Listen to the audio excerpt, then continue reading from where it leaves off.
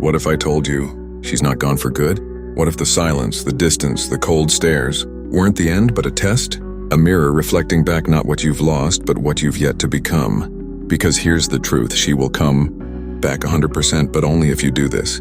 Not a gimmick, not a trick, but something so ancient, so powerful, that it changed kings, emperors, and entire empires. And now, it can change your love life. This is the story of how one man lost everything, yet gained himself, and in doing so, she came back. Not because he begged, but because he transformed, because he embraced the Stoic path. Watch this full video, not for her, but for the man you are about to become. Because what you're about to hear could shift the entire course of your life. Let's begin. Part 1, the breakup, pain as a signal. He sat alone, not in the usual sense. This was a different kind of alone, the kind that echoes. When she left, she didn't scream. She didn't slam the door. She just paused, looked at him, and whispered, "You're not the man I fell in love with." He wanted to shout, to argue, to beg, but instead, he sat, still, confused, hollowed out by the absence of what once was. The modern man. He rushes to fill that silence. Texts, calls, apologies, promises, desperation, dressed up as love. But not this time. This time the man did something different. He turned to the ancient. He opened Meditations by Marcus Aurelius.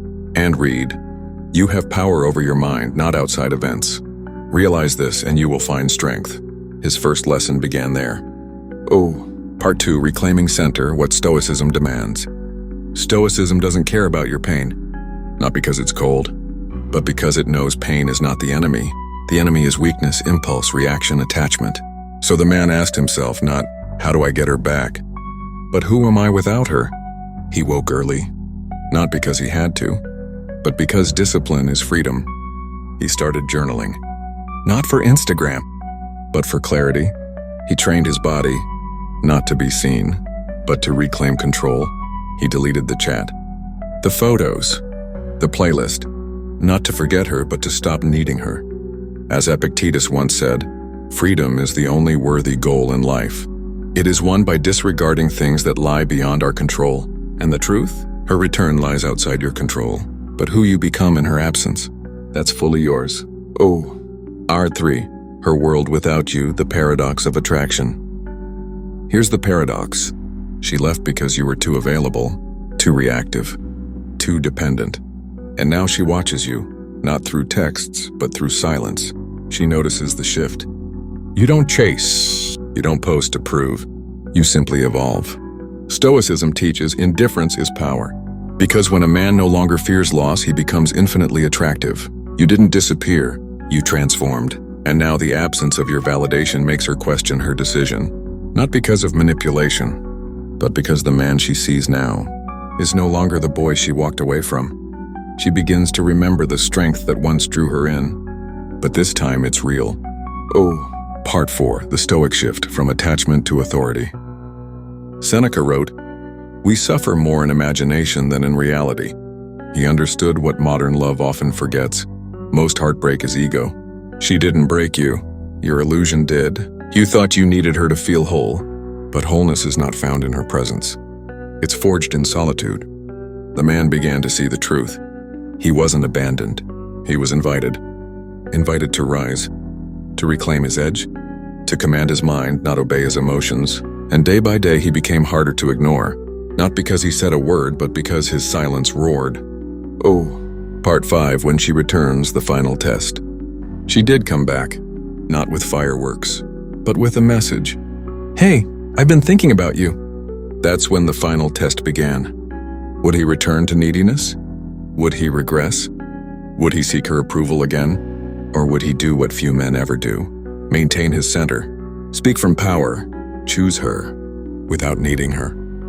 The Stoics taught, love is not possession, it is alignment. And if she no longer aligns with your path, then you must let her go, fully, freely. He met her. They spoke. The energy had shifted. He was calm, grounded, whole. And because he no longer needed her, she desired him again. But this time it was different. He was no longer the man who chased. He was the man she could not ignore. Part 6, 9 Stoic actions that guarantee growth and her return. 1. Radical acceptance. You lost her. Accept it, mourn, but don't resist. No. Daily journaling. Reflect without judgment.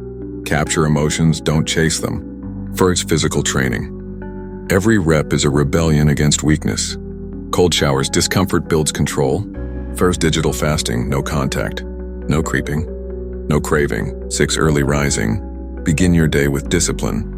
7. Read Marcus Aurelius. Let ancient wisdom sharpen modern wounds. 8. Purpose over pleasure. Build something bigger than her. Silence as strength. Don't explain. Don't justify.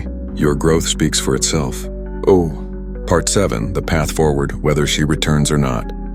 The greatest irony? If you truly follow this path, you may no longer need her return. Because Stoicism doesn't promise outcomes.